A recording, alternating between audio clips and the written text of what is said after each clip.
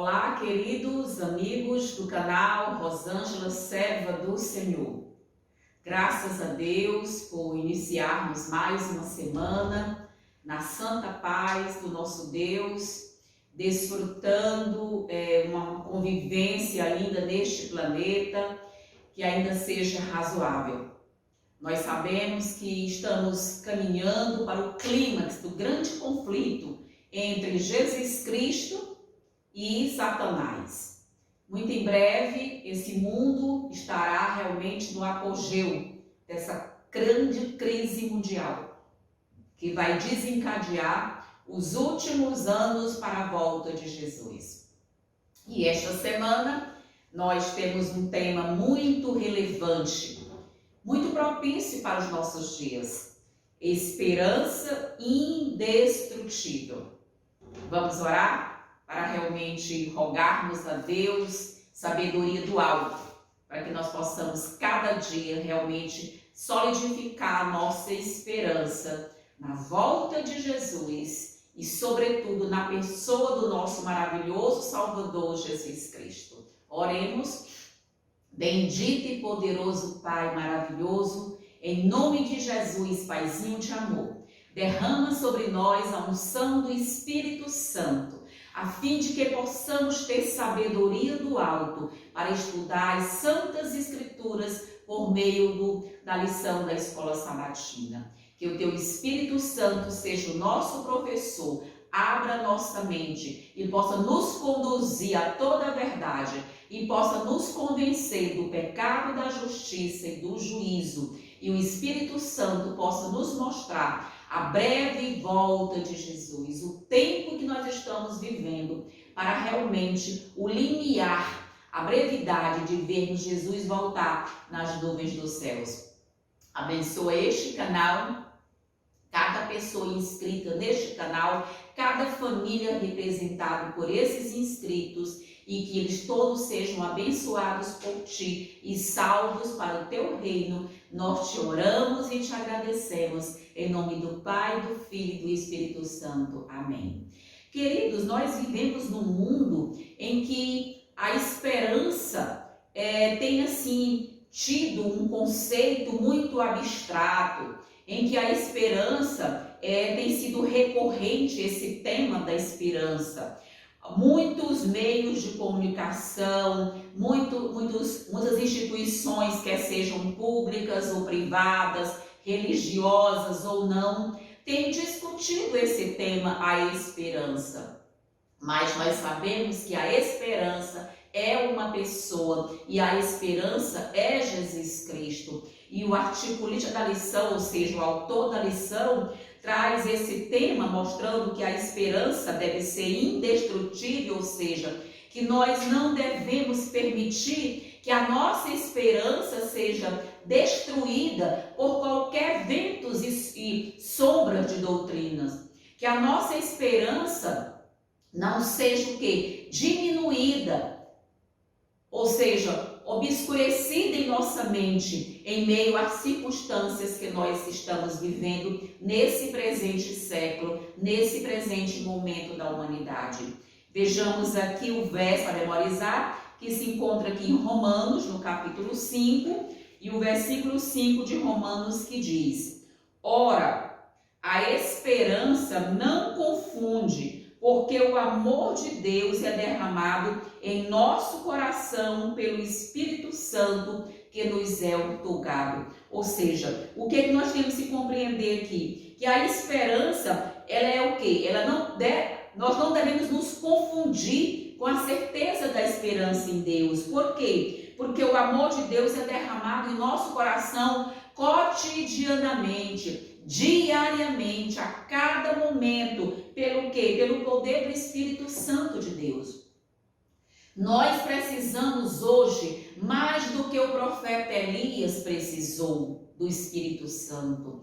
Nós precisamos hoje do Espírito Santo na plenitude da chuva serôdia, mais do que os discípulos ali no início não é, do século, no início da obra cristocêntrica, ou seja, no início do cristianismo, quando Jesus ali realmente preparou aqueles 12 homens para realmente levar na sua obra, nós precisamos mais do Espírito Santo do que eles no dia de Pentecostes. Mas por que, muitos podem perguntar? Porque nós estamos vivendo num tempo qual nunca houve.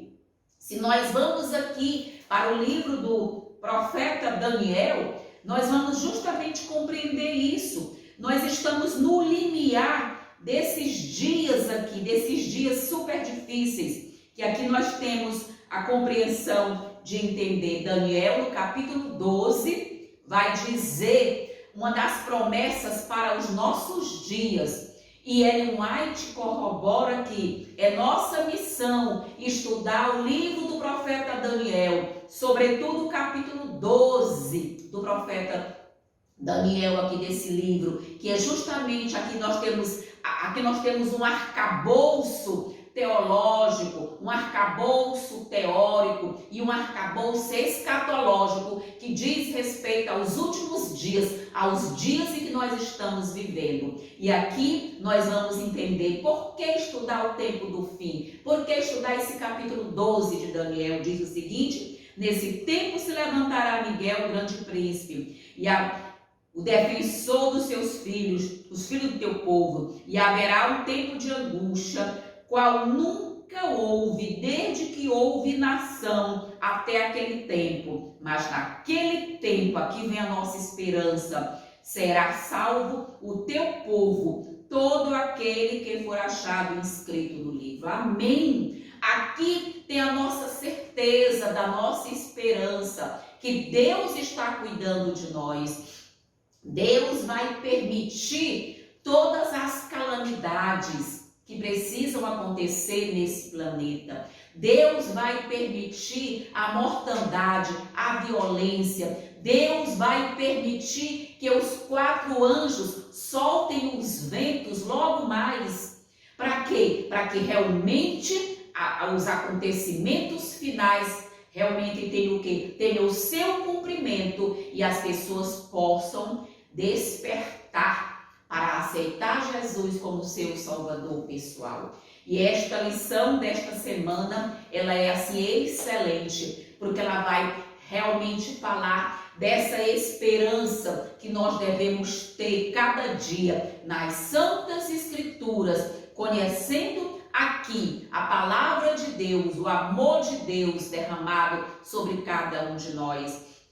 E quando se está na igreja, queridos, cercado de pessoas sorridentes, no abraça-abraça, no dia a dia, é muito fácil, querido, cantar sobre esperança. Mas quando nós nos encontramos dentro do crisol, falar de esperança, ter esperança, pensar na esperança não é tão fácil assim.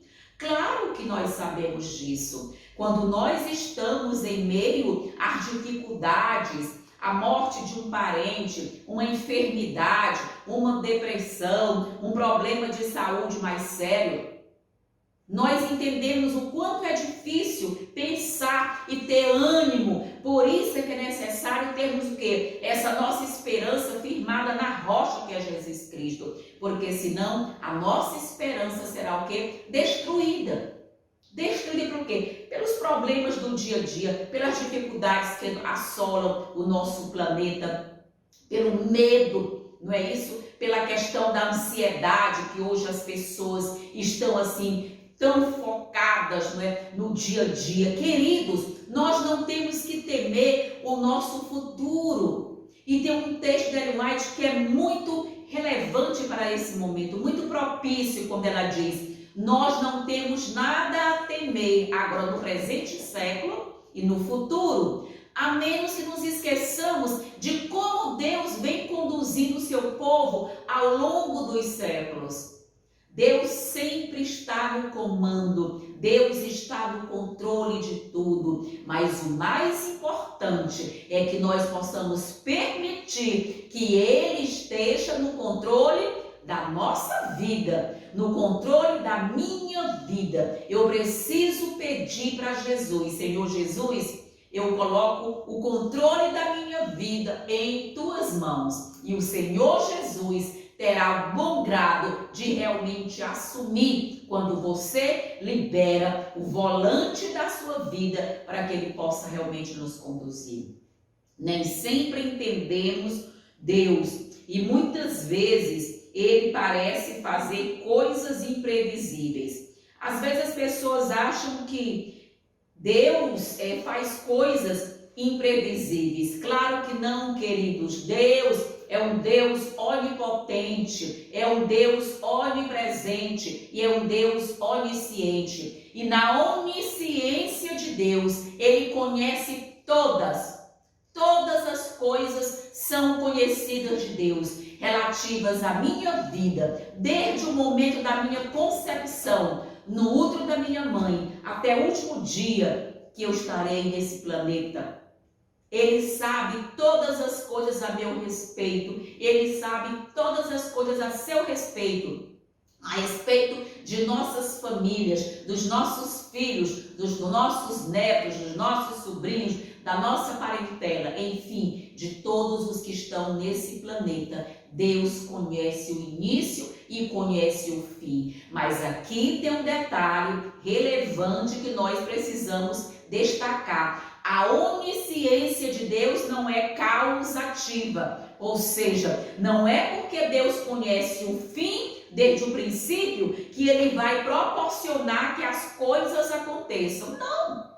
Nada acontece nesse planeta sem o quê? Sem a anuência de Deus, ou seja, sem a permissão de Deus e sem o conhecimento de Deus. Mas isso não significa dizer que ele é quem está causando os males nesse planeta, ou que causará os males, ou que já causou esses males. Não, queridos.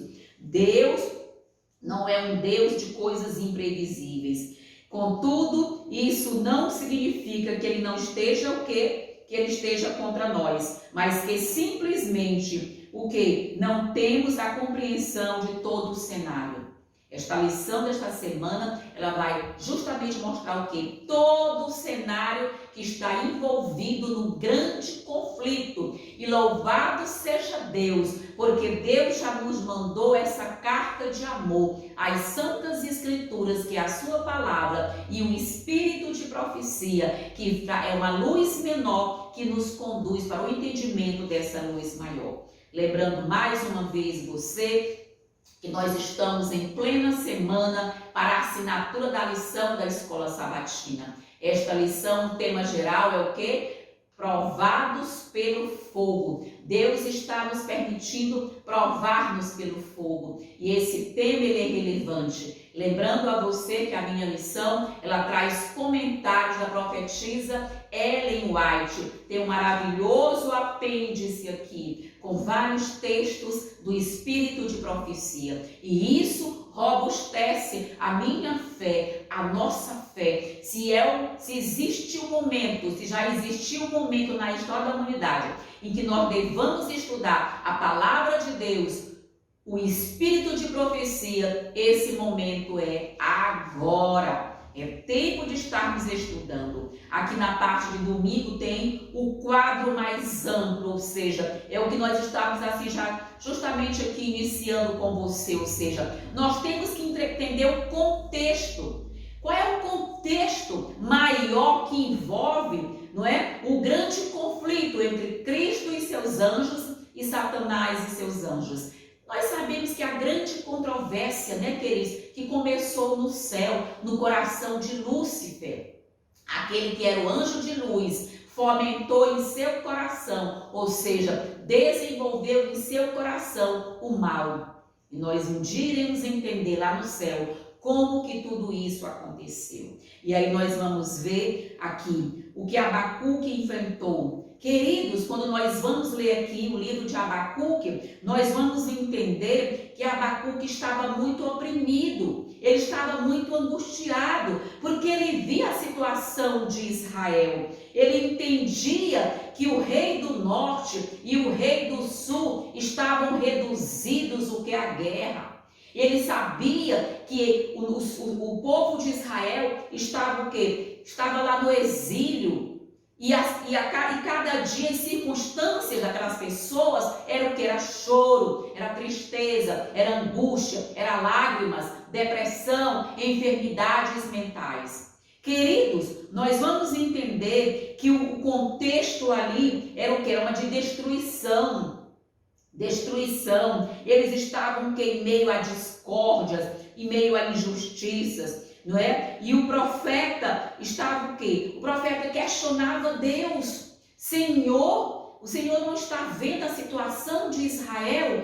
Queridos, esse é o paralelo nosso hoje no século 21, em pleno mês de agosto de 2022. Esse paralelo é para nós, queridos. Ellen White diz taxativamente, reiteradas vezes, todos os profetas bíblicos escreveram menos para os seus dias do que para os nossos dias. Ou seja, o texto de Abacuque, os questionamentos de Abacuque aqui, no capítulo 1 do livro de Abacuque, é o que? São questionamentos que dizem respeito a nós, são para os nossos dias. Abacuque escreveu pouco para o seu tempo, mas a aplicação maior é para os nossos dias. E aí nós vamos entender que ele lamentava, não é? Ou seja, Israel já tinha sido o quê? Dividido. Ele já tinha sofrido pela divisão do reino do norte e o reino do sul. E agora eles estavam o quê? Sem esperança, numa situação muito difícil. E aí nós vamos entender que Israel havia sido levado cativo, eles estavam o quê? Eles estavam exilados lá na terra de Babilônia, eles foram levados, não é? Mas Deus prometeu que o pior ainda estava por vir. Os babilônios levariam o povo de Judá também. Ou seja, já havia um exílio pelos assírios, e agora haveria outro exílio a partir de Nabucodonosor, ou seja, o rei de Babilônia. Deus não trouxe para o profeta Abacuque palavras de esperança nenhuma. Deus o que? Mostrou um contexto mais amplo. Abacuque, o que vai acontecer é que vai piorar. E essa mensagem é para nós hoje. O próprio Deus está dizendo para mim, Rosângela, ainda vai piorar muito, porque eu acabei de ler aqui para você o que está aqui no livro do profeta Daniel, no capítulo 12. Tempo de angústia, qual nunca houve, está diante de nós. Ou seja, nós estamos caminhando para uma sociedade, para um momento na história da humanidade que será caos, violência, mortandade, pandemias. Nós estaremos imersos num mundo, num planeta caótico, que nada vai estar em seu curso normal. Esse é o mundo que nós estamos o quê? Indo. É o mundo que nos espera. E com a anuência de Deus, com a permissão de Deus, porque Deus aqui já mandou o recado. E o profeta Abacuque realmente recebeu esse recado de Deus. Ou seja, como a introdução à promessa de destruição de Babilônia, Abacuque 2, traz esperança. Por que você vai dizer, mas qual é a esperança que nós podemos ver na destruição, né, de Judá, indo também para o exílio babilônico? Passar 70 anos ali. Qual é a esperança, queridos? A esperança é que Deus disse que visitaria aquele povo lá no cativeiro babilônico, 70 anos à frente. Ou seja, o cativeiro babilônico duraria 70 anos. E Deus disse, eu vou, depois dos 70 anos, eu vou buscar vocês. Eu vou resgatar vocês. Eu vou conduzir vocês de volta a Israel, a Jerusalém, a terra de vocês. Queridos, essa promessa também é a mesma para nós. Deus está dizendo para nós, queridos, meus queridos filhos, em meio aos problemas que esse mundo já está passando e que esse mundo vai passar, dias piores virão. É o mesmo texto que Deus diz para Abacuque, dias piores virão. é o mesmo recado para nós, dias piores virão, mas Deus também já nos mostrou que é o quadro mais amplo do conflito dos séculos, ou seja, a conclusão do conflito dos séculos termina com a breve volta de Jesus. Amém, aleluia. Essa é a nossa esperança indestrutível, é na certeza de que o nosso Deus está no comando de tudo e que em breve Jesus voltará para nos tirar desse o quê? Desse exílio babilônico aqui também. Nós aqui também estamos exilados. Essa não é a nossa terra, esse não é o nosso país. A nossa cidade é a Nova Jerusalém, aonde existe o quê? A justiça de Deus, cujo Deus é o construtor e o arquiteto, cujo Deus é o juiz. Para lá nós estamos o que? Indo. E essa é a nossa esperança. Esse é o quadro mais amplo que nós temos que compreender. Ou seja, nós precisamos conhecer a Deus e a narrativa mais ampla. Essa é a narrativa mais ampla do grande conflito dos séculos, que já está a terminar. Logo Jesus voltará. Ou seja, Abacuque 2 relata a promessa de Deus de destruir os babilônios. Como Deus também nos promete o que? Destruir o pecado, a raiz e os ramos do pecado, ou seja, Satanás e seus anjos, que são os ramos do pecado, todos serão destruídos. E infelizmente também com os pecadores que farão a opção para estarem do lado mais sórdido, do lado, não é, dos demônios, do lado dos que estão acabando com o planeta e com as pessoas desse planeta. Abacuque estava, assim como aconteceu com a Grande Babilônia, podemos estar certos também da destruição da Grande Babilônia, que está profetizado lá em Apocalipse capítulo 18, não é? De 1 a 2, quando nós sabemos que ali aborda o quarto anjo, né? Ou seja, aquele anjo que vai descer do céu com grande autoridade, que somos nós, eu e você, queremos pregar as 3 mensagens angélicas, sobretudo a mensagem do alto clamor, sai dela, povo meu, e ali a queda de Babilônia é ratificada. Babilônia vai cair. A Babilônia espiritual, estamos tratando o texto aqui, o contexto imediato é a Babilônia lá de Nabucodonosor, a Babilônia literal, histórica, real, mas nós estamos imersos no contexto da Babilônia espiritual, dessa Babilônia para os nossos dias, não é, queridos? Que é confusão, é a confusão religiosa em que estamos imersos. E aí, Abacuque estava preso, né, entre o grande mal que o cercava e a promessa de Deus e de que o pior estava por vir. É precisamente esse local em que nos encontramos na história, né, da salvação. Um grande mal está ao nosso redor, mas a Bíblia prediz que algo muito pior está por vir.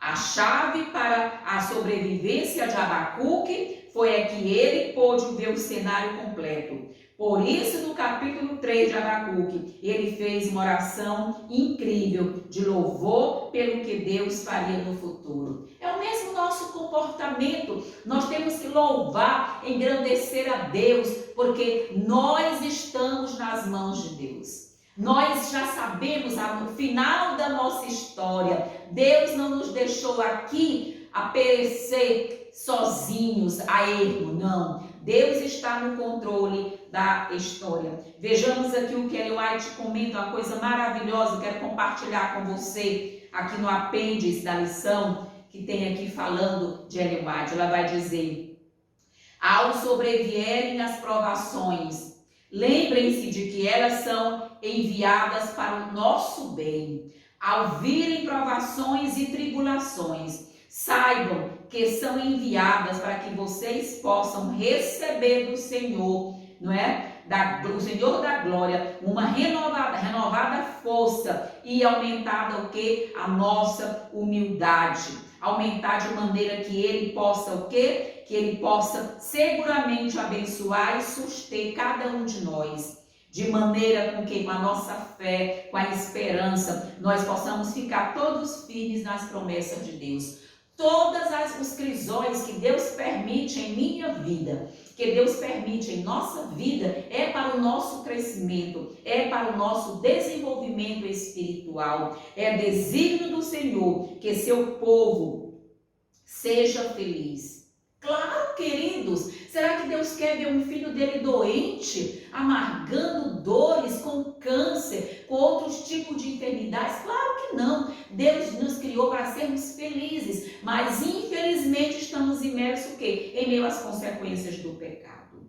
E Ele abre diante de nós, uma após outra, fontes de consolo, nas quais podemos nos encher de alegria e paz em meio às experiências presentes. Não devemos esperar até entrarmos no céu para sermos o quê? Para sermos alegres, para sentirmos alegria, conforto e regozijo. Devemos desfrutá-lo já nesta vida, que Deus nos toma pela mão direita, Deus nos carrega no colo, não é? Para realmente nos dar o quê? Conforto, consolo, abrigo, amor, afeto. Deus é amor, queridos, que amor lindo e inigualável. Perdemos muito porque não desfrutamos as bênçãos que podem ser nossas em nossas próprias o quê? Aflições.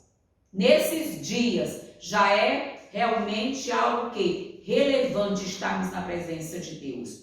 Ou seja, contemplando a situação dos fiéis em seus dias. Abacuque expressou a angústia que estava em seu coração, perguntando: até quando, Senhor, clamarei pedindo ajuda e tu não me ouvirás? É o que nós estamos fazendo hoje ou não? Pedindo, clamando a Deus, pedindo ajuda. Mas Deus está o quê? No controle, Deus está no comando. Até quando gritarei violência e tu não nos salvarás?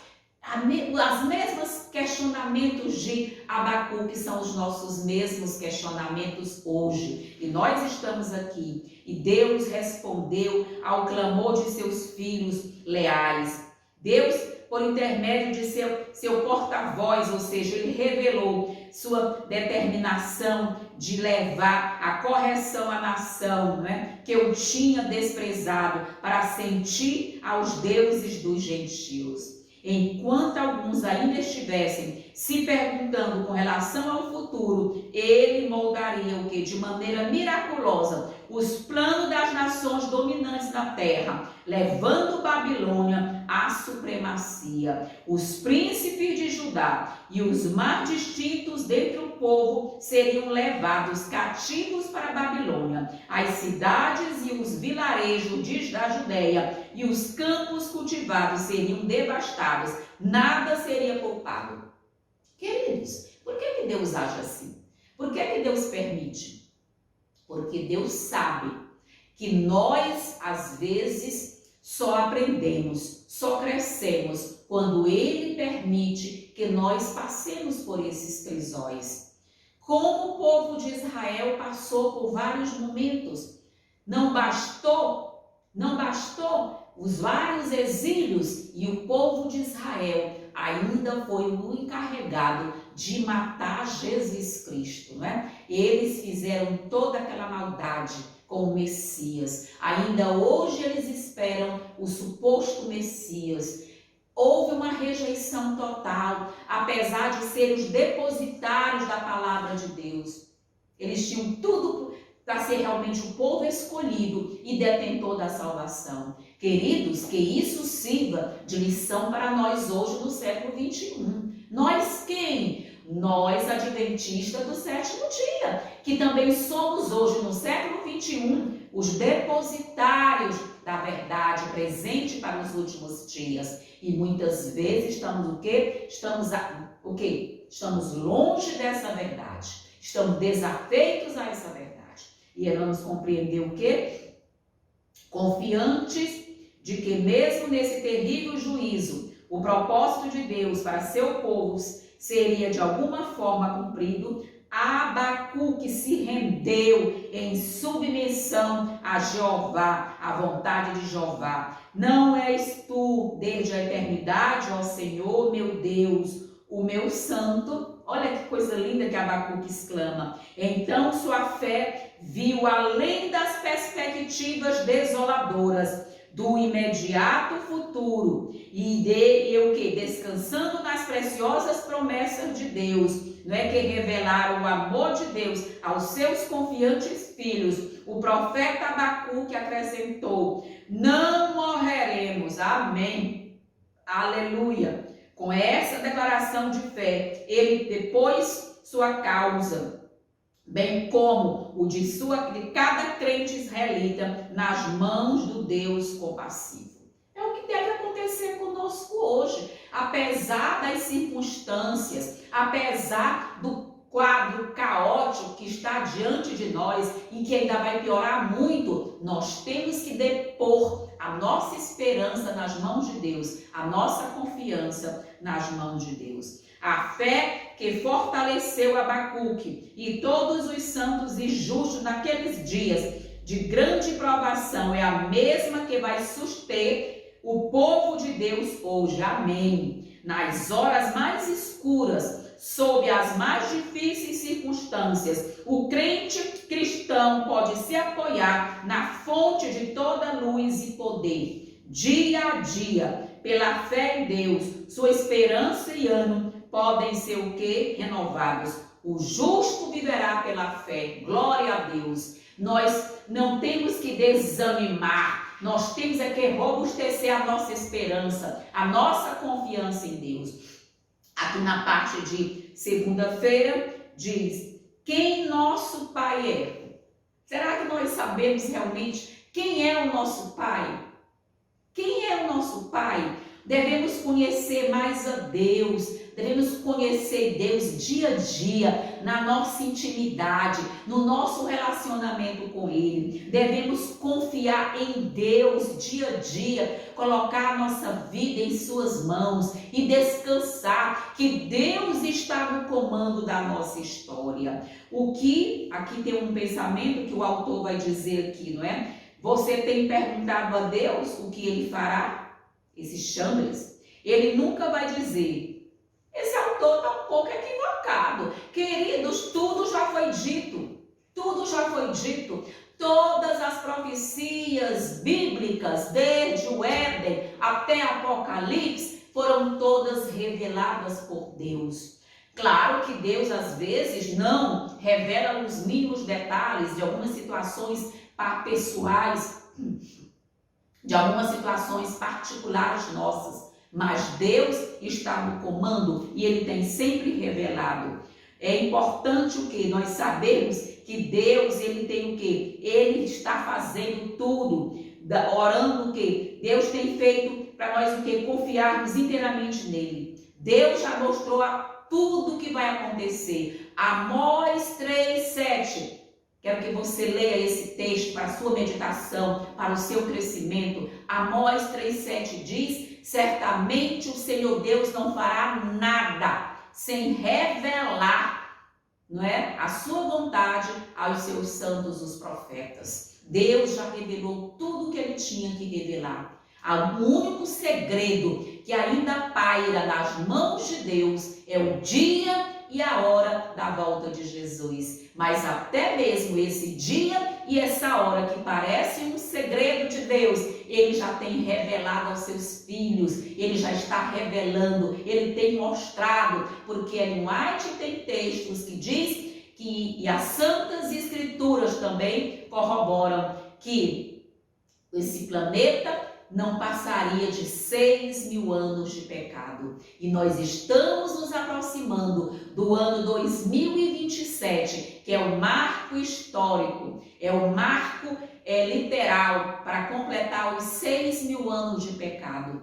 Claro que Deus prometeu abreviar. Deus pode o quê? Tanto abreviar como pode o quê? Retardar um pouco mais, não é? No tocante ao seu dia da volta de Jesus. Mas como nós conhecemos que o nosso Deus é um Deus imutável, é um Deus que não muda, como diz Malaquias no capítulo 4, não há variação, queridos, para o dia da volta de Jesus. Esse dia foi estabelecido antes da fundação do mundo e será cumprido na íntegra, antes realmente o que? No prazo que Deus estabeleceu. Se ele foi escrito antes da fundação do mundo, Deus há de cumprir. Deus não é um menino para ficar mudando datas. Deus é o quê? É um Deus onisciente, sabe todas as coisas. Portanto, queridos, aqui nós vamos compreender, não é isso?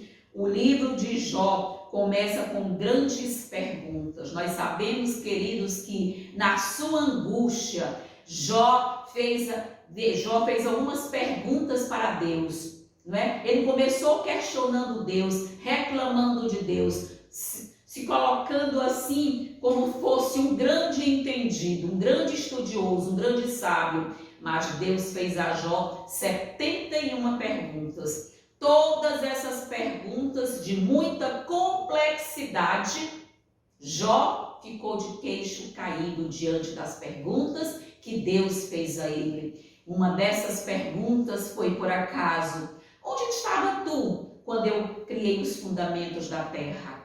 Onde estava tu quando eu medi no cordel? Tu sabe aqui o cordel que circula a terra, o tamanho desse cordel? Ou seja, onde estava tu quando eu lancei os fundamentos das estrelas, os 5 estrelas? Queridos, Deus fez a Jó tantas perguntas para mostrar o quê? Que Jó não era nada, era pó. Queridos, se Deus no livro de Isaías chama as nações, ou seja, todas as nações desse planeta, Deus chama que são como um pingo d'água que cai de um balde. Imagina o que é só apenas um ser humano. Se toda a humanidade, todas as nações do mundo são consideradas para Deus como um pingo d'água que cai de um balde, o que somos nós individualmente? O que era Jó individualmente? Ali, Deus fez as perguntas para Jó. E a partir dessas perguntas foi que Jó realmente compreendeu quem era o pai dele. Quem era o Deus dele? O tamanho do Deus dele. E eu pergunto a você, você sabe quem é o seu pai? Que tamanho é o seu pai? Querido, nós temos que confiar em Deus. Ele é o maior de tudo, Ele é o grande Deus eu sou, Ele é o grande Deus onipotente, onisciente, onipresente. Esse é o nosso Deus. Nós temos que confiar. E aí nós vamos entender aqui, ele fala o articulista em Jó 38. Quem é que obscurece, não é, os meus planos com palavras sem conhecimento? Quem é que pode fazê-lo, não é? Deus fez a Jó aqui nesse contexto aqui 60, depois fez mais 11 perguntas, não é isso? Dá um total de 71. E aí foi que Jó respondeu, eu sou indigno, não é?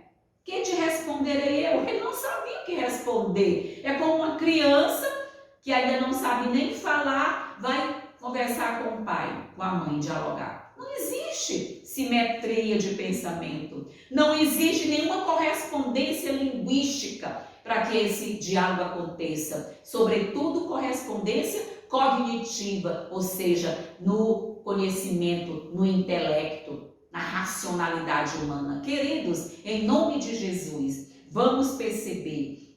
Leia a resposta final de Jó, não é o que foi que ele disse? O que Deus estava tentando dizer a Jó e qual foi o efeito sobre ele. Deus estava dizendo o quê? Jó, eu estou no controle de tudo. Foi o mesmo que ele disse a Abacuque. Eu estou no controle de todas as coisas.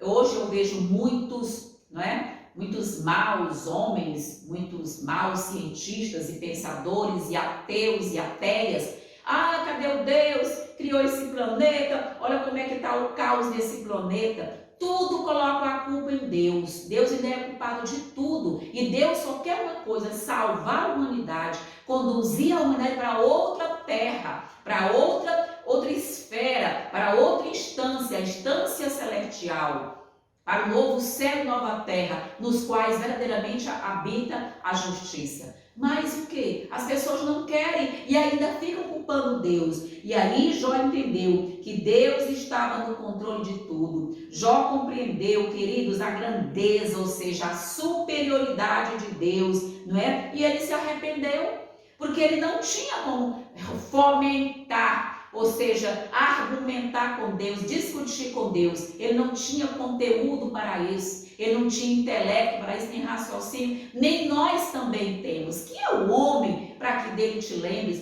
Perguntou o salmista. Quem somos nós para que Deus se lembre de nós? Queridos, aí Deus quer que nós tenhamos a humildade para reconhecer a nossa pequenez. Nós somos pó. Nós somos o quê? Como a neblina que o vento dispersa, que o sol dispersa. Nós não somos nada, mas diante de Deus nós temos um valor imensurável diante de Deus. Deus nos ama, que enviou Jesus para morrer por cada um de nós. Jesus pagou o preço, seu sangue precioso, para realmente nos dar a salvação por meio do seu precioso sangue. Deus não respondeu às questões de Jó e de seus amigos, mas pintou um quadro de sua grandeza, revelada nas surpreendentes obras da criação das suas mãos.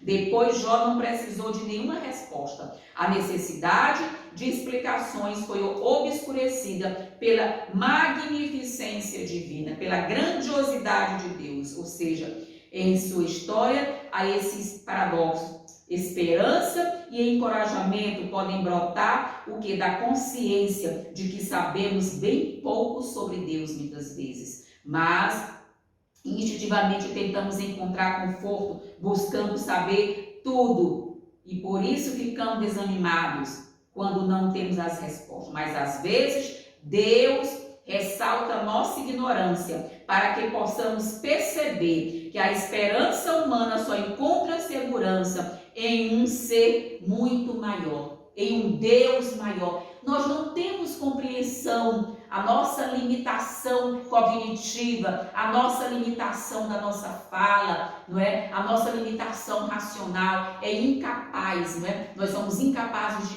compreender a grandiosidade de Deus devido a essas limitações que nós temos. Querido, nós temos que confiar na grandeza de Deus. Aqui, nessa parte, Ellen White vai dizer, de modo geral, os judeus acreditavam que o pecado fosse punido nesta vida. Toda as enfermidade era considerada castigo de algum mau procedimento, e fosse da própria pessoa ou de alguma parte dos seus pais ou de algum familiar. De fato, todo sofrimento é resultado da transgressão da lei de Deus, mas essa verdade fora deturpada. Satanás, o autor do pecado e de todas as suas consequências, havia levado as pessoas a considerar que a doença e a morte, viessem de Deus, como castigos arbitrariamente provocados por causa do pecado. Essa má compreensão é que tem hoje deturpado a imagem de Deus, deturpado o conceito de Deus nessas questões. Nós precisamos ver que Deus não tem nenhuma ingerência sobre as consequências do pecado.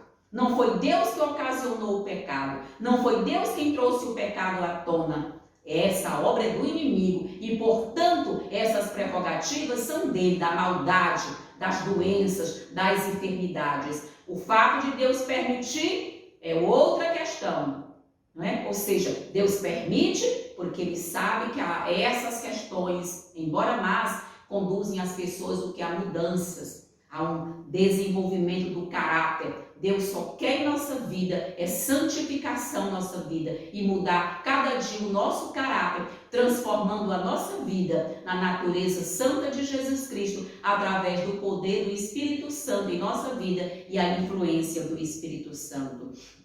Santidade e humildade são inseparáveis. Quanto mais a pessoa se aproxima de Deus, tanto mais completamente ela se humilha e se submete. Quando Jó ouviu a voz do Senhor, do meio de um redemoinho, ele exclamou: eu me abomino, não é isso? E me arrependo no pó e na cinza. Jó disse que quem sou eu para questionar a Deus? Ele se arrependeu e se humilhou. Ele se humilhou e a sua santidade foi aumentada. Foi quando Isaías viu a glória do Senhor e ouviu os querubins que ele exclamou: Santo, Santo, Santo é o Senhor dos Exércitos. Que ele exclamou: ai de mim, eu estou perdido. Quando Isaías viu os anjos no céu, clamando, santo, santo, santo. Você pode ver esse texto na Isaías no capítulo 6, é um dos textos mais lindos das Santas Escrituras. Quando ele viu os anjos de 6 asas, né? Com 2 voando, com 2 cobrindo o rosto, com 2 cobrindo os pés e clamando, santo, santo, santo é o teu nome. Isaías disse, ai de mim, eu estou perdido, eu estou morto. Ele viu a grandiosidade de Deus e nós precisamos hoje, no século 21, realmente também reconhecer a grandiosidade de Deus, a supremacia de Deus, a autoridade de Deus, o poderio de Deus nesse planeta e, sobretudo, em nossa vida pessoal. E aqui na parte de terça-feira, nós vamos compreender a presença do nosso Pai. É isso, queridos. Às vezes as pessoas pensam que estão sozinhas, mas quando Deus permitiu o exílio babilônico, o exílio com os assírios, Deus sempre esteve no meio deles, queridos. Deus nunca deixou de estar no meio do seu povo, como também hoje está aqui em nosso meio. Deus está também conosco, hoje em nosso meio. Deus está conosco. Eu, o Senhor, seu Deus, o tomo pela mão direita e lhe digo, não tenha medo, pois eu o ajudarei. Essa é a certeza de saber o final da nossa história, que será um final glorioso. Deus está preparando para o exército dele, que vai estar nesses últimos dias de pé, o qual nos foi orientado a pedir. Ellen White nos orientou. Oriente as pessoas a orar. Senhor, eu quero fazer parte do grupo dos 144 mil. Ellen White pediu para a gente insistir com Deus, para a gente instar com Deus, requerer de Deus, pedir a Deus todo o tempo. Senhor, me permita estar nesse último grupo entre os 144 mil. Queridos, nos foi mandado pedir para estarmos entre esse grupo. Essa decisão é de Deus, mas Deus precisa ver a nossa anuência. Deus precisa ver que nós também queremos fazer parte desse grupo, que nós estamos pedindo para Ele, para a honra de fazer parte dos 144 mil. Queridos, é uma honra tremenda ser eleito, ser escolhido para fazer parte dos 144 mil.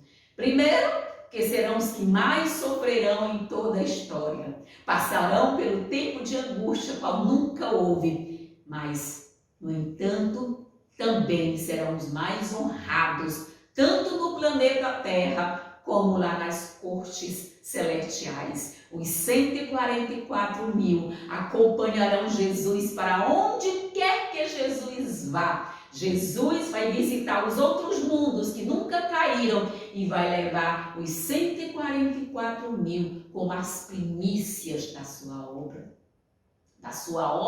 de redenção. Quando Isaías diz no capítulo 53, que é o capítulo do servo sofredor, que é Jesus Cristo, que Jesus viu o quê? Viu o fruto da obra das suas mãos e ficou satisfeito.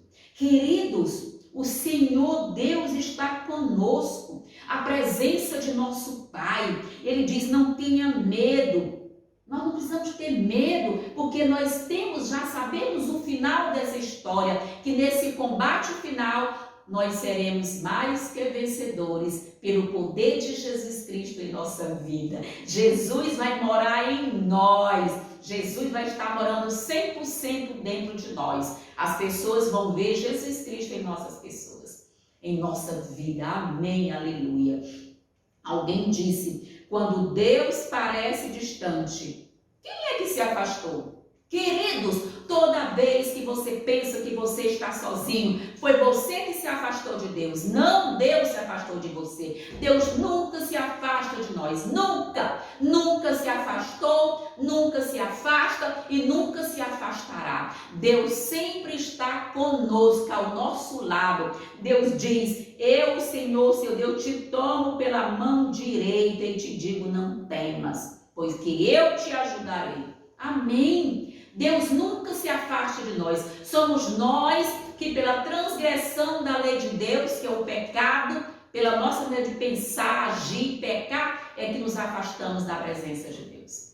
Queridos, quais motivos para a esperança nessas passagens aqui de Isaías 41, que nós estamos aqui realmente tratando agora? Ou seja, a presença de Deus parecia muito distante para os judeus lá no exílio. No entanto, por meio de Isaías, o Senhor lhes garantiu a libertação futura e garantiu que estava com eles. Ou seja, Deus disse que estava com eles, cuidando deles, tomando-os pela mão direita. Deus lhes daria o que? Forças. Deus os iria ajudar, levar para esse povo alento, conforto, consolo, misericórdia, não é? Se Deus tem cuidado do seu povo, queridos, no passado, vai cuidar de nós também. Ele tem cuidado de nós e vai cuidar de nós até o final, queridos. Ou seja, nós não temos nada a temer, não temos que ter nenhum medo. Por quê? Porque Deus está o quê? Em nosso meio. Deus está cuidando de nós.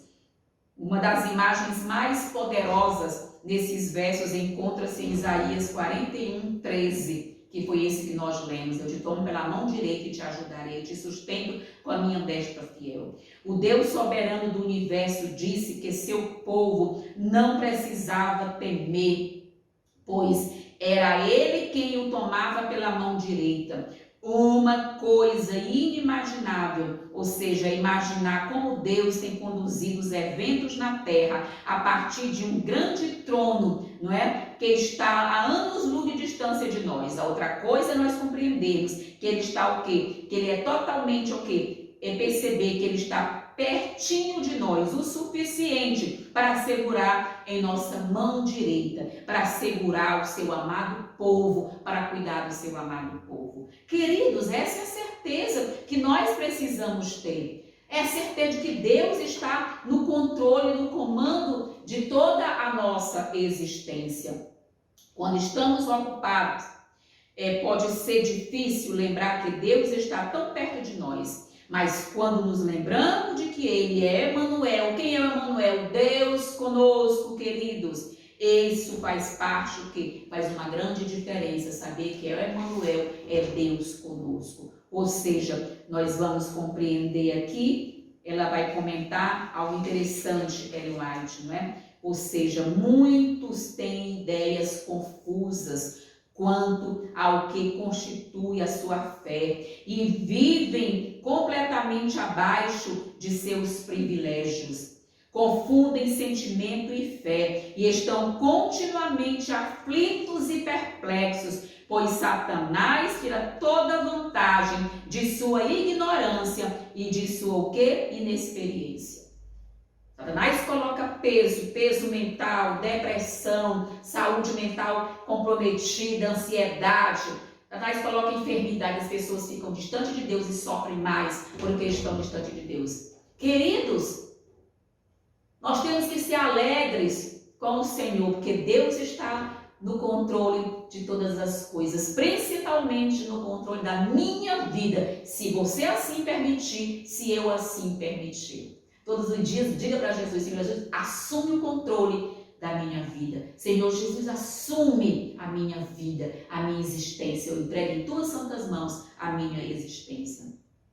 Precisamos crer que somos escolhidos de Deus para ser salvos pelo exercício da fé mediante a graça de Cristo e a atuação do Espírito Santo. E devemos louvar e glorificar a Deus, queridos, que tão maravilhosamente manifestação do seu amor Ele tem feito em cada um de nós. Devemos realmente o que? Entender que é o favor imerecido de Deus. É o amor de Deus que atrai a pessoa a Cristo para ser graciosamente recebida e ser o quê? E ser apresentada ao Pai. Quem nos atrai é o próprio Deus, queridos. Temos que compreender, é o Senhor quem realiza em nós o querer e o efetuar. Ou seja, o querer e o realizar. As nossas decisões positivas vêm de Deus. Os nossos pensamentos positivos vêm de Deus. As nossas decisões vêm de Deus. Desde que que eu esteja sob o quê? Sob a anuência de Deus, sob o cuidado de Deus, ou seja, que eu permita que Deus realize em mim o querer e o efetuar. Porque a diferença é que as pessoas não querem permitir que Deus realize em suas vidas o querer e o efetuar. As pessoas não querem o que permitir.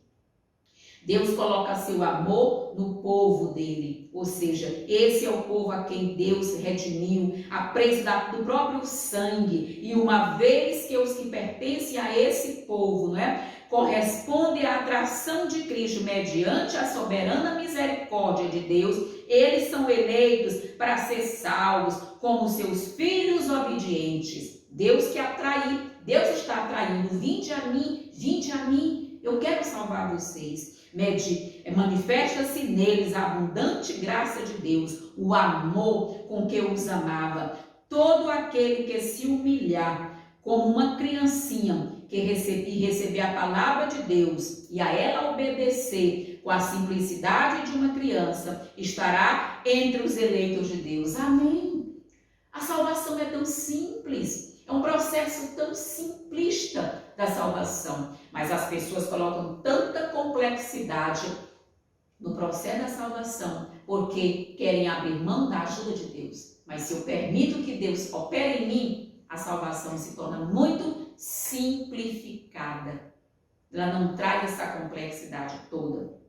Com o amado João eu lhe peço, vejam que grande amor o Pai nos tem concedido, a ponto de sermos chamados filhos de Deus. Amém. Quando eu chamo meu paizinho querido, paizinho de amor, eu estou fazendo jus a esse texto aqui de João, que você pode ler em 1 João 3:1. Como ele diz, vejam quão grande amor nos tem concedido ao Pai, o fato de nos chamar de seus filhos, somos filhos de Deus. Que amor, que incomparável amor, que pecadores, não é? E como pecadores e estranhos como outrora fomos, possamos ser levados novamente a Deus e adotados em sua família. A Ele nós podemos o quê? Nós podemos nos dirigir chamando pelo eterno nome Pai Nosso, Pai meu, Paizinho querido, Paizinho de amor. A Ele o que é a toda honra, que é um sinal que de nossa afeição, quando eu chamo paizinho de amor, meu Pai, Pai nosso, é um momento de mostrar afeição por Ele e um penhor de sua terna consideração e parentesco para conosco. Todo o amor paternal que veio de geração em geração,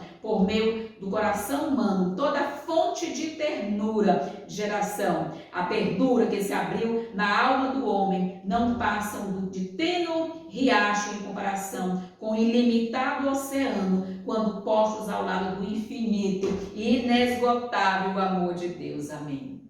Nós não podemos mensurar o infinito amor de Deus. Nos é vedado até compreender a frase Deus é amor. Nós não temos essa palavra Deus é amor. Deus não tem amor, Ele é em si a essência do amor. Nós só teremos um pouco desse vislumbre para entender esse Deus de amor, esse Deus que é amor, quando nós recebermos o batismo da chuva serôdia. Queridos, quando nós recebemos o batismo da chuva serôdia, vamos receber uma chuva de amor, um amor imensurável, um amor ágape, que é o amor de Deus. Amor ágape. O amor de Deus vai ser transplantado para o nosso coração. É por isso que Ezequiel, o Senhor diz que vai nos dar um coração novo e imprimir em nosso coração a sua lei. E o que é a lei de Deus, se não o resumo do seu amor? O reflexo do seu caráter, do seu amor desde a fundação do mundo. Queridos, nós vamos refletir a imagem de Deus 100% quando nós recebemos o batismo da chuva serôdia. Porque o batismo da chuva serôdia do Espírito Santo é um batismo de amor. Aí nós vamos ter um pouquinho do vislumbre do que é amar o próximo como a si mesmo. Louvado seja Deus, porque o Senhor está nos preparando para receber essa chuva de amor, a chuva serôdia, para que nós possamos sentir o que é o amor ágape, o amor de Deus em nossa vida. Querido, será uma sensação maravilhosa, uma sensação tão plena, que nós vamos cada dia compreender o que é verdadeiramente o amor de Deus. Todo o amor paternal que veio geração, ou seja, a língua humana não consegue exprimir, nem a caneta é capaz de descrever isso. Podemos meditar nele todos os dias de nossa vida, podemos examinar diligentemente, queridos, as escrituras a fim de compreendê-lo, podemos reunir toda a faculdade e poder a nós concedidas por Deus no esforço de compreender o amor e a compaixão do Pai Celestial. E todavia, olha só, existe ainda um infinito para irmos além. Nós não vamos compreender. Deus é amor. Podemos estudar por séculos esse amor. No entanto, jamais poderemos compreender plenamente a extensão, a largura, a profundidade e a altura do amor de Deus em dar seu Filho. Querido, a gente não consegue nem entender. Em dar seu Filho para morrer pelo mundo. Amém, aleluia. A própria eternidade nunca o poderá bem revelar. Nem na eternidade nós vamos compreender, queridos. Que coisa interessante. A presença do nosso Deus é o amor. Aqui na parte de quarta-feira, os planos de nosso Pai para nós. Queridos, temos que ter certeza quais são os planos de Deus em nossa vida. Toda vez nós temos que entender que Deus tem planos miraculosos, maravilhosos para nós e Ele há de realizar. Que razões para esperança nós encontramos em Jeremias 29? Jeremias 29, do 1 aqui até o 10, como aqui ele manda, quero que você estude esse texto, nós aqui não temos tempo para que o vídeo não fique muito longo.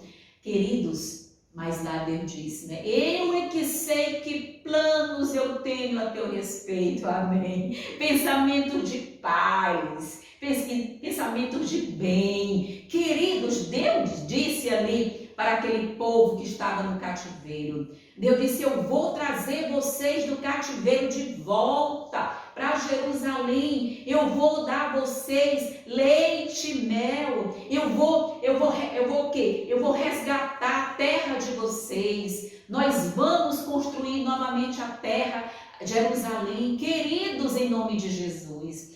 Você sabe quais são os planos de Deus para a sua vida? Eu sei quais são os planos de Deus para a minha vida.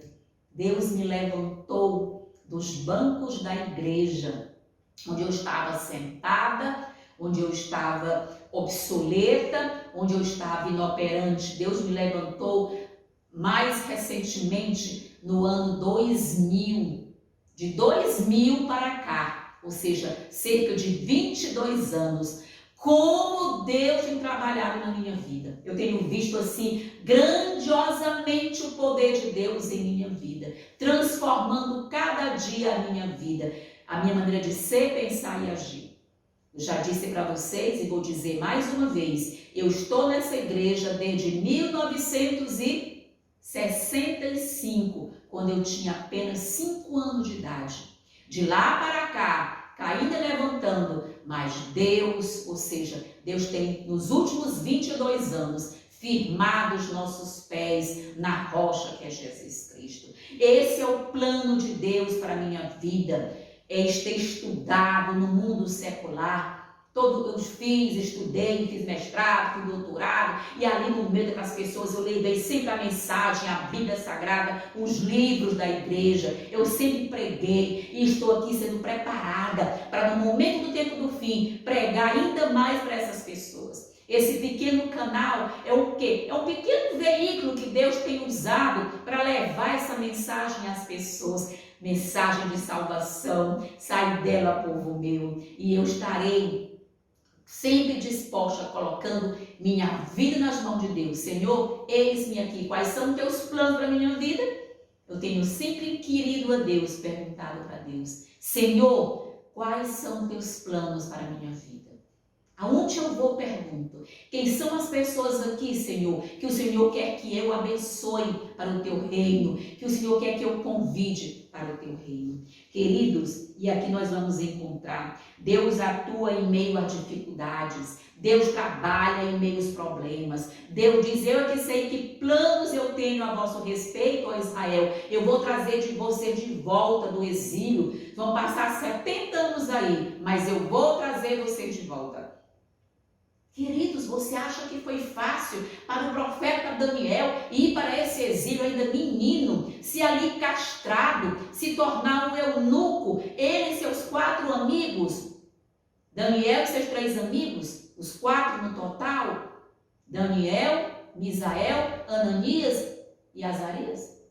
Você acha que foi fácil esse contexto de ser castrado, viver numa terra, exilado numa terra de Babilônia, queridos? Nós também hoje estamos sendo castrados em nossa liberdade religiosa. Seremos mais castrados ainda agora, quando o decreto dominical realmente foi instituído e nós fomos o quê? Ter tirado o direito de guardar o sábado do nosso Deus, que é o memorial da criação e da redenção. Nós seremos castrados para não guardar os sábados, impedido de guardar o sábado, proibido de guardar o sábado. Todo o apoio terreno nos será tirado. Isso será a nossa castração no século 21. Deus quer nos preparar para esse momento, através de força, através do estudo, da compreensão, que Ele tem planos para cada um de nós. Queridos, três questões aqui, o articulista da lição apresenta, para realmente mostrar essa questão. E vai dizer o quê? Primeiro, Deus disse a seu povo que não devia perder a esperança, pois sua situação não resultou do acaso, nem de um mal imprevisível. Ou seja, eu deportei, eu os exilei, né, de Jerusalém para a Babilônia. Irmã Rosângela, foi Deus quem o deportou? Sim, querido. Lembra lá do profeta, lá do livro quando Deus fez essa promessa para o rei Ezequias? Dias virão, porque o rei de Babilônia veio aqui. O que foi que tu mostrou? Você mostrou foi as riquezas de Jerusalém. O que viram em tua casa foi a pergunta que Deus fez para o rei Ezequias. Quando ele pediu deu a ele mais 15 anos, né, de vida. E o rei Ezequias, ao invés de mostrar para o povo de Babilônia, para os visitantes caldeus, o Deus, ele mostrou o quê? As riquezas, o ouro, a prata, o templo, as riquezas. E Deus disse, pois eu vou enviar, dias virão, que eles virão buscar vocês para serem exilados, e seus filhos serão eunucos na terra da Babilônia. Foi o Senhor que permitiu isso, foi o Senhor quem prometeu isso, queridos. Queridos, às vezes nós temos que compreender que os planos de Deus envolvem o quê? Dor, sofrimento, para nos fazer crescer na graça e no conhecimento eterno de Jesus Cristo. A segunda coisa, Deus disse a seu povo que não devia perder a esperança, porque Ele podia atuar mesmo em meio a dificuldades. Não percam a esperança, eles estão lá, vão ficar eunucos, vão ser castrados, mas não percam a esperança. É o mesmo recado para nós no século 21. Vocês vão viver num tempo de angústia, Paulo nunca houve desde dominação, mas eu estou com vocês, eu tenho planos para vocês, eu vou dar a vocês a minha vida, eu vou viver no interior de vocês. Eu estarei com vocês todos os dias, até a consumação dos séculos, foi a promessa de Jesus. Queridos, procurem a paz da cidade, para onde vocês vão, para onde eu estou deportando vocês, e orem por ela, diz o Senhor. Por quê? Porque na sua paz vocês terão paz. Nós também hoje no século 21 temos que orar pelos nossos governantes, em detrimento de A, de B, se é B, se é C, se é D, não interessa, nenhum governante vai ser posto em lugar de autoridade que seja melhor ou pior. Todos os que vierem a ser instituídos presidentes, governadores, ministros, juízes, em qualquer esfera, todos foram colocados ali com a permissão de Deus, com a anuência de Deus. E Deus é quem põe reis e depõe reis. Deus é quem põe governadores e depõe governadores com a sua permissão, porque Deus sabe a quem permitir. Às vezes nós temos medo de alguém que vai vir para piorar. Queridos, se alguém vier para piorar, é com a anuência de Deus. Lembremos de Biden lá na América. Dissemos quantas vezes, se Deus permitir que Biden, um presidente jesuíta, entre, ele tem seus planos. Deus quer logo voltar. Deus está apressando o seu bem-aventurado dia. Louvado seja o seu nome. Queridos, terceiro momento, Deus disse ao povo que não devia perder a esperança, porque ele poria fim ao exílio. Ele terminaria com esse exílio no tempo determinado. Queridos, é tudo no tempo de Deus. Nós somos uma sociedade muito imediatista. Nós somos muito imediatistas, mas nós temos que aprender a confiar em Deus. Confiar unicamente em Deus. E por fim, nós vamos ver o que aqui? Assim diz o Senhor, logo que se cumprirem para a Babilônia 70 anos, eu atentarei para vocês e cumprirei a promessa. É isso, queridos. Ellen White comenta aqui justamente essas questões, não é? Ou seja, quando nós vamos entender, sejamos esperançosos, sejamos corajosos. O desânimo no serviço do Senhor é pecaminoso. Deus não gosta de pessoas tristes, desanimadas, e é insensato. Ele conhece cada uma de nossas necessidades. Ele tem todo o poder. Ele pode conceder aos seus servos a medida, não é, da eficiência que sua necessária requer. Seu amor, sua compaixão são infinitos e jamais se esgotam. A majestade e onipotência, ali ele traz a bondade, a compaixão de um terno pastor. Não precisamos nutrir o temor de que o Senhor não cumprirá suas promessas. Queridos, Deus cumprirá cabalmente suas promessas. Cabalmente, Deus vai cumprir as suas promessas. Ele é a verdade eterna, jamais modificará a aliança feita com aqueles que o amam. As promessas que fez a igreja são infalíveis. Jesus está voltando, Jesus vai proteger a sua igreja, Jesus vai realmente selar o seu povo. O selamento de Deus só vai começar. Estou falando de selamento escatológico. Claro que o selamento, não é, histórico acontece durante toda a vida, mas o selamento escatológico só inicia quando sair o decreto dominical. Deus começa a selar o seu povo e aí o inimigo vai colocar nas pessoas a marca da besta. E aqui as promessas de Deus estão a nós garantidas. Nós seremos selados pelo selo de Deus vivo, que é o sangue, e há de nos proteger. Assim como o povo de Israel, não é? Foi o que? Tiveram nos umbrais das portas marcar aquele sangue, que era o selamento daquele tempo. Nós também vamos receber o selo de Deus vivo, que é o que? A nossa consciência na lei de Deus. A ratificação da nossa fé na lei de Deus, na guarda do santo sábado, que é o selo de Deus vivo, queridos. E aqui Ellen White continua dizendo algo interessante, não é? As promessas que Deus fez à igreja, é onde cumprir-se. Dela fará uma eterna excelência. Será eterna excelência a aliança de Deus. Um motivo de júbilo para muitas gerações. Aleluia. É nisso que nós temos que firmar a nossa esperança, nas promessas de Deus, buscar nas coisas do alto, pensar as coisas do alto. Estudemos o capítulo 41 de Isaías, diz aqui Ellen White, para compreender todo o seu significado.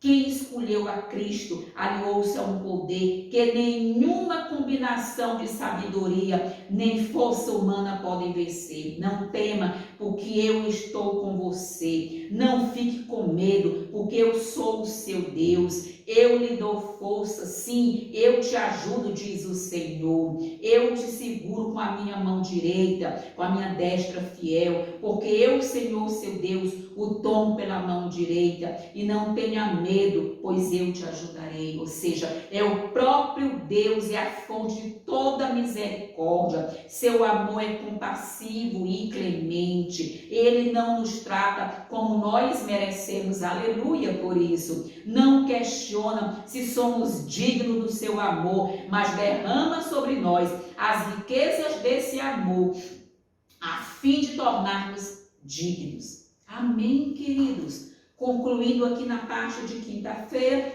nós vamos compreender a disciplina de nosso Pai. Queridos, os planos de Deus às vezes também envolvem o quê? Disciplina. Deus quer disciplinar cada um de nós. Qual é a mensagem para nós aqui no livro de Hebreus, queridos? Nós vimos aqui que Deus mostra a galeria da fé em Hebreus 11. Deu ali todos aqueles, pela fé Abel, pela fé Noé, pela fé Raabe, pela fé Moisés, todos aqueles homens foram edificados, alicerçados pela fé em Jesus Cristo. E suas ações foram condizentes com a sua fé. Agora, assim como um pai amoroso se compadece do seu filho, aqui está em Hebreus no capítulo 12, qual é a mensagem para nós? Que o nosso Deus é esse pai amoroso, ele está cuidando de nós, ele vai cuidar de nós. Assim como o pai amoroso se compadece do seu filho, mas esse pai amoroso também faz o quê? Ele disciplina seu filho. Lembra? Deus disciplina a todos quantos ama. Por quê? Por que Deus disciplina? Queridos, porque a disciplina ela é necessária. Eu, como mãe, sempre disciplinei meus filhos e ainda hoje eu disciplino.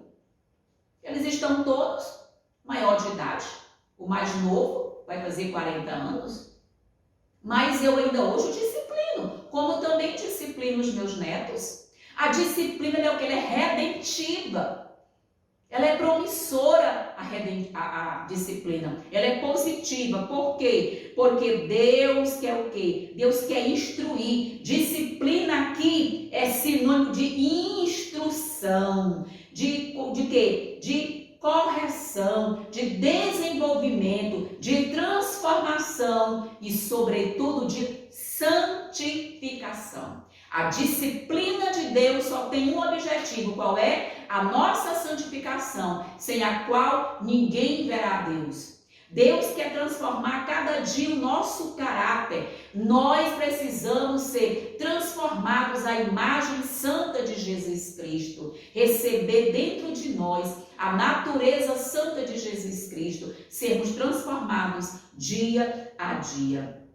E aí nós vamos perceber que como é que tudo isso funciona, de que maneira Deus quer que nós possamos crescer espiritualmente, ou seja, esses crisóis por quem nós passamos, por onde nós passamos, esses crisóis servem para nos fazer crescer, cada dia ser transformados à imagem e à semelhança de Deus, fortalecer a nossa fé. Ou seja, no mundo grego, essa palavra tinha o quê? Tinha conotação de instrução. Portanto, entender a disciplina é entender como Deus nos instrui na escola da fé, descrita por Paulo em Hebreus 11. Ali pela fé, Raabe, ali a escola da aflição de Deus, é a escola da disciplina de Deus, é a escola da transformação de Deus para transformar essas pessoas e torná-las cada dia mais santas em Jesus Cristo. É isso, querido. Nós precisamos compreender, não é? Que Paulo ele voltou aos leitores para entender o que observando que assim como tantas pessoas antes de nós perseveraram em meio às adversidades, aos crisóis, às dificuldades, também nós podemos correr e terminar a carreira da fé. Ou seja, a chave é manter os olhos em Jesus.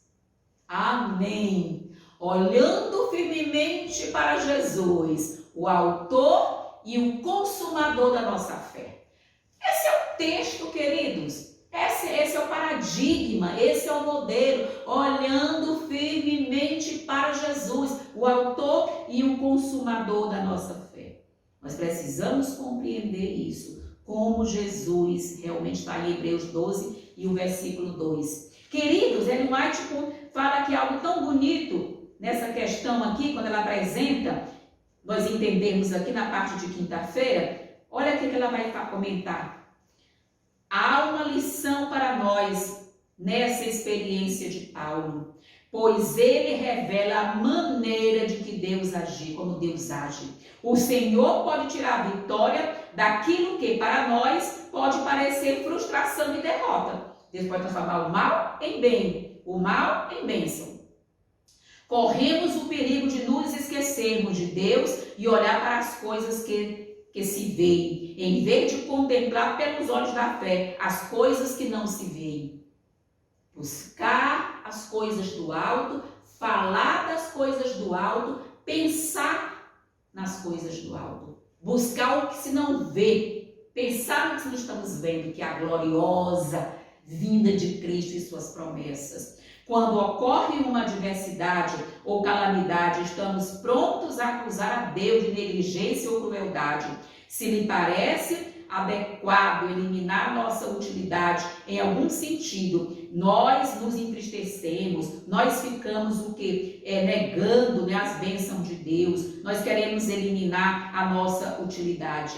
Mas aí, Deus Deus está agindo assim para o nosso bem. Nós necessitamos aprender que a correção é uma parte de seu grande plano. O que, irmãos? A correção, a disciplina. Não é isso? Ou seja, a instrução de Deus faz parte do seu grande plano e que sob a aflição o cristão pode algumas vezes fazer mais pelo mestre do que ao estar empenhado em seu serviço ativo e cotidiano. Em meio à dor é que há mais crescimento. Em meio ao crisol é que nós somos solidificados em Jesus Cristo. Muitos que professam o nome de Cristo e afirmam estar esperando sua breve volta, não sabem o que é sofrer por amor a Cristo. Está entendendo? Nós temos que compreender isso. Ou seja, muitos de nós que estamos no limiar da volta de Jesus, nós nem sabemos o que é sofrer por Cristo. Por isso nós temos que pedir, Senhor Jesus, me batiza nos teus sofrimentos. Ô Paizinho de amor, me batiza no sofrimento de Cristo. Eu preciso compreender o que é para ser batizado no sofrimento de Cristo. Eles não têm o coração subjugado pela graça e não estão mortos para o eu, como se vê muitas vezes de diferentes maneiras. Ao mesmo tempo estão sempre falando de provações, mas a principal causa de suas provas é o coração não subjugado a Deus, que torna o eu tão sensível que geralmente é contrariado. Se essas pessoas compreendessem o que é ser realmente um humilde seguidor de Cristo, um verdadeiro cristão, eles começariam a trabalhar com mais fervor, com bastante fervor, e começariam de modo certo. Ou seja, morreriam primeiro para o eu, passando então a ser constante na oração e deveriam retirar cada paixão do coração.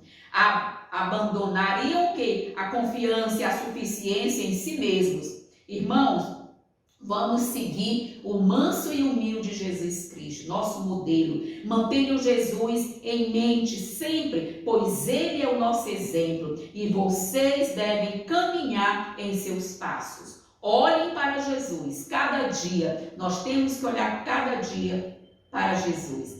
Porque Jesus, Ele é o autor, Ele é o consumador da nossa fé. Nós temos que acreditar nisso. Jesus é o autor e o consumador da nossa fé. Nós temos que realmente manter firme o nosso olhar em Jesus. Devem caminhar nos passos de Jesus, olhar para Jesus. Nós temos que acreditar em Jesus Cristo. Queridos, que lição maravilhosa.